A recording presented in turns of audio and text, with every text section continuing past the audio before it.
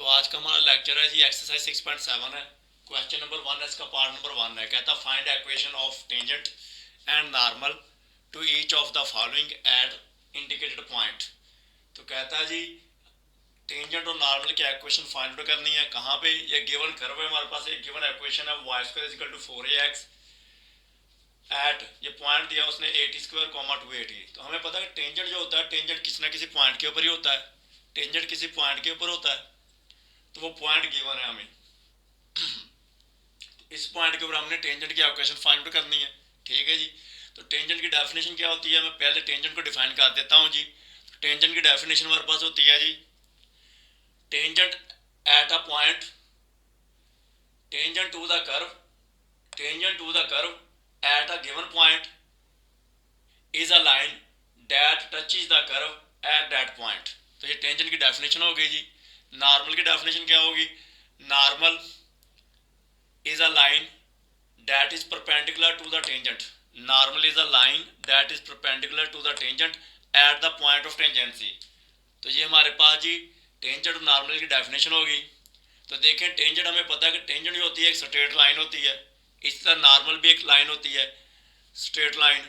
तो जब भी हमने स्ट्रेट लाइन की इक्वेशन फाइंड आउट करनी होती है, हम क्या करते हैं, हम उसकी स्लोप फाइंड आउट करते हैं और फिर क्या करते हैं, पॉइंट स्लोप फॉर्म यूज़ करते हुए उसकी इक्वेशन फाइंड कर लेते हैं।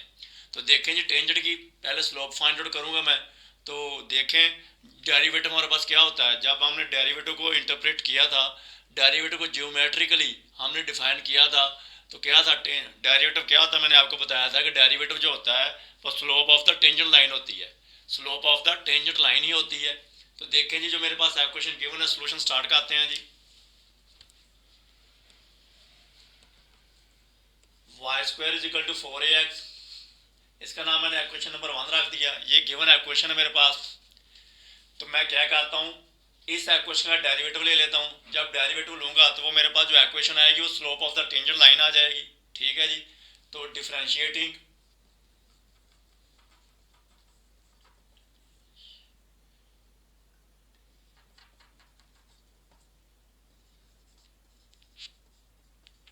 Equation number 1 with respect to X. तो मैंने क्या जी इक्वेशन नंबर 1 को क्या कर रहा हूँ, with respect to X differentiate कर रहा हूँ। तो डिफरेंशिएशन अप्लाई कर देते हैं जी। D by D X into Y square is equal to D by D X into 4ax। Derivative apply कर दें जी। देखें पावर रूल लगेगा, तो पावर शुरू में और 2y, y की पावर कम होगी, एक रहेगी। और पावर के बगैर डेरिवेटिव लें y का विद रिस्पेक्ट टू x, तो dy ओवर dx हो जाएगा is equal to, derivative apply करें तो कांस्टेंट जो है 4, ये कांस्टेंट है, ये डेरिवेटिव से बाहर आ जाएगा। बाकी डी बाई डी एक्स, यानी कि एक्स का derivative with respect to X, तो मेरे पास 1 हो जाएगा। मजीद सिंप्लीफाई करें तो 2y as it is into D Y over D X, 4a multiply होगा 1 से तो 4a ही हो जाएगा। तो मजीद सिंप्लीफाई करें जी, D Y over D X is equal to 4a और 2y जाके मल्टीप्लाई हो जाएगा राइट साइड पे, तो 2 1 पे और 2 2 पे। तो मेरे पास क्या आ गया जी, 2a ओवर y, तो यानी कि D Y over D X is equal to 2a over y। तो देखें जी मैंने इक्वेशन नंबर 1 जो गिवन थी उसका डेरिवेटिव लिया, तो मेरे पास क्या आ गया, D Y over D X is equal to 2a over y। ये जो मेरे पास इक्वेशन आ गई है, ये मेरे पास slope of the tangent line है। लेकिन स्लोप कौन सा होगी, कौन सी स्लोप होगी, कौन सा टेंजेंट होगा। देखें इक्वेशन नंबर 1 जो है मेरे पास, ये हमें पता है कि हमारे पास ये पैराबोला की इक्वेशन है, और ये पैराबोला राइटवर्ड ओपन पैराबोला है। तो ये कर्व है, यानी कि पैराबोला, या इस इक्वेशन के ऊपर मेरे पास कितने टेंजेंट है, इन्फिनिटी नंबर ऑफ टेंजेंट्स हैं। इस इक्वेशन के ऊपर मैं infinity number of tangents draw कर सकता हूँ। तो ये उन तमाम टेंजेंट्स की स्लोप की जनरल इक्वेशन है। ये तमाम टेंजेंट्स के स्लोप की जनरल इक्वेशन है। मुझे एक गिवन पॉइंट के ऊपर, इस पॉइंट के ऊपर स्लोप चाहिए टेंजेंट की, तो मैं ये पॉइंट इसमें पुट कर दूंगा, तो ये मेरे पास जो आ जाएगी स्लोप, वो इस एक गिवन पॉइंट की स्लोप आ जाएगी। तो देखें ये पॉइंट इसमें पुट कर दें, ये तो जनरल इक्वेशन है तमाम टेंजेंट्स की स्लोप की। तो ये पॉइंट पुट करें तो मुझे इस पॉइंट के ऊपर चाहिए D Y over D X, point put कर दें जी A T square comma 2AT। तो ये मैंने पॉइंट पुट कर दिया इस इक्वेशन में, तो मेरे पास आएगा 2A ओवर, ये ऑर्डर्ड पेयर है, देखें पहली वैल्यू एक्स की है दूसरी वाई की हो, तो एक्स इसमें है नहीं, एक्स की वैल्यू पुट नहीं होगी, वाई तो वाई की वैल्यू ये है, तो ये वाई की वैल्यू पुट कर दें 2AT। तो 2A से 2A कैंसिल आउट हो गया, बाकी रह गया 1/t।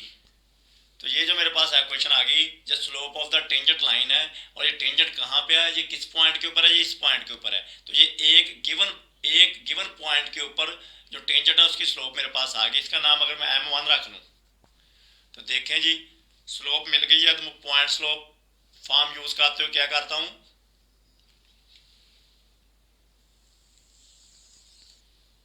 तो बाय यूजिंग लिखें जी, by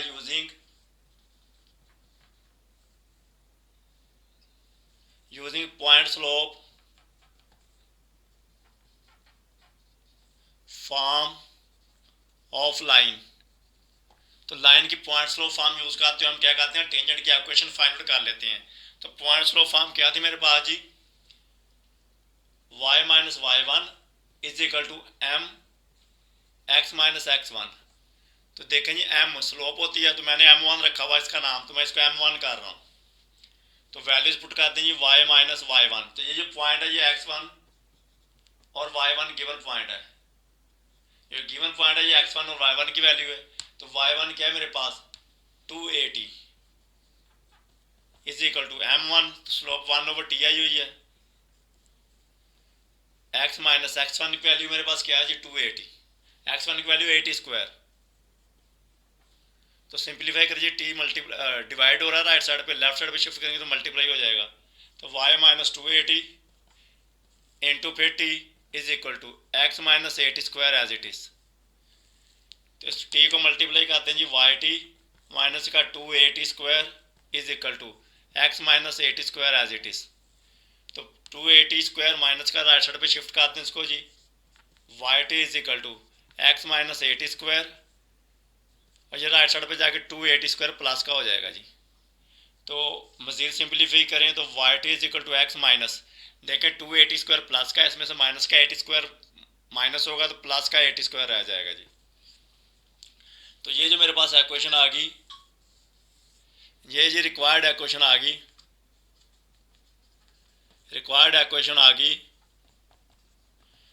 equation of tangent at point AT square comma 2AT। तो ये इस पॉइंट के ऊपर टेंजेंट की इक्वेशन मेरे पास आ गई। नेक्स्ट हमने नॉर्मल की इक्वेशन फाइंड आउट करनी है जी, और नॉर्मल की डेफिनेशन मैंने आपको बताया क्या होती है कि normal is a line that is perpendicular to the tangent at the point of tangency. तो हमें पता है कि नॉर्मल टेंजेंट के ऊपर क्या होता है, परपेंडिकुलर होता है। तो अगर हम जो टेंजेंट की स्लोप है उसका नेगेटिव रेसिप्रोकल ले लें तो मेरे पास नॉर्मल की स्लोप आ जाएगी। तो देखें जी slope of normal at point AT square comma 2AT, इस पॉइंट के ऊपर जो है जी मेरे पास नॉर्मल की स्लोप क्या होगी, अगर इसका नाम रख दो M2 is equal to 1/M1, यानी कि negative time slope of the negative time reciprocal of the slope of tangent, यानी कि टेंजेंट की स्लोप का मैंने नेगेटिव रेसिप्रोकल ले लिया तो मेरे पास नॉर्मल की स्लोप आ जाएगी, क्योंकि नॉर्मल जो है वो टेंजेंट के ऊपर परपेंडिकुलर होता है। तो इसको सिंप्लीफाई करें तो मजीद M2 वैल्यूज पुट कर देंगे, M2 is equal to -1/M1 की वैल्यू क्या है जी 1/t इज इक्वल टू, देखें मेन फ्रैक्शन को मैं मल्टीप्लिकेशन में कन्वर्ट करूंगा तो मेरे पास ये जो डिनोमिनेटर में रेसिप्रोकल में चला जाएगा, यानी कि 1/t t/1 हो जाएगा, 1 लिखने की जरूरत नहीं है।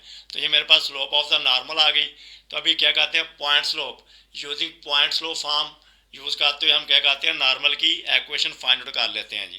तो लिखें जी y minus y1 is equal to m into x minus x1।